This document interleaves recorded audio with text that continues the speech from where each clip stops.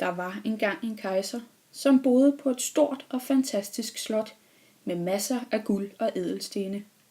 Ja, selv et vandfald havde han fået plads til indenfor.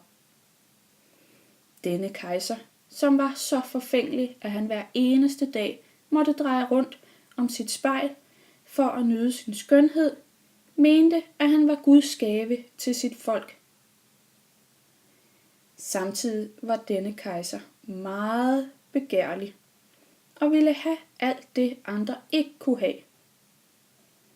For eksempel havde han en hel zoologisk have på sit slot, og tigeren var hans bedste ven.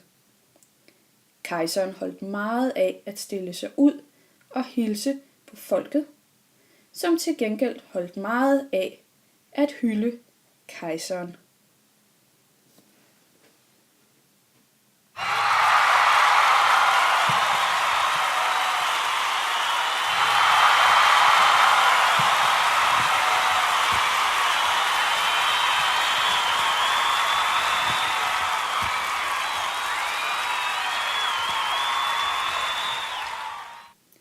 Hver eneste dag tog han sine dyr med ud i slotsparken, hvor han lavede mange sjove lege.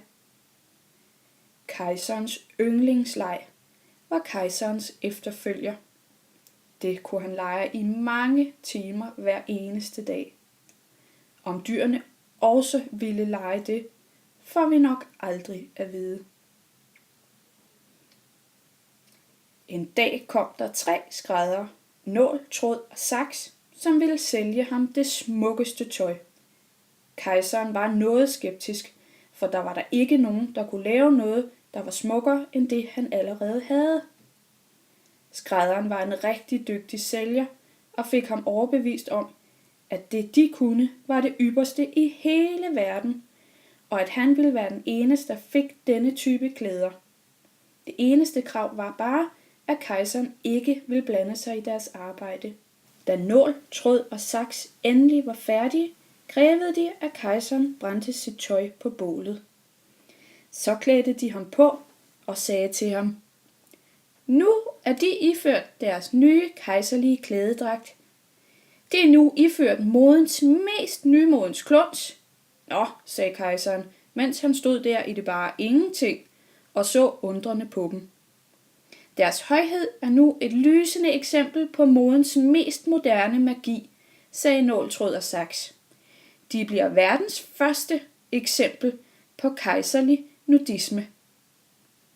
Så sandt som det er sagt, at de nu iført en dragt af vaskeægte kejserhud, og nu må de vise den frem for folket."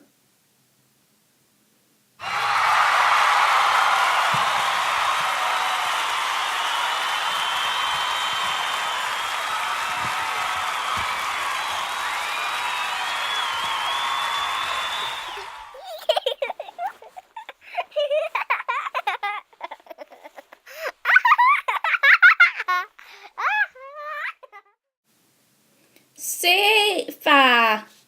Kejseren er jo blevet til en dame."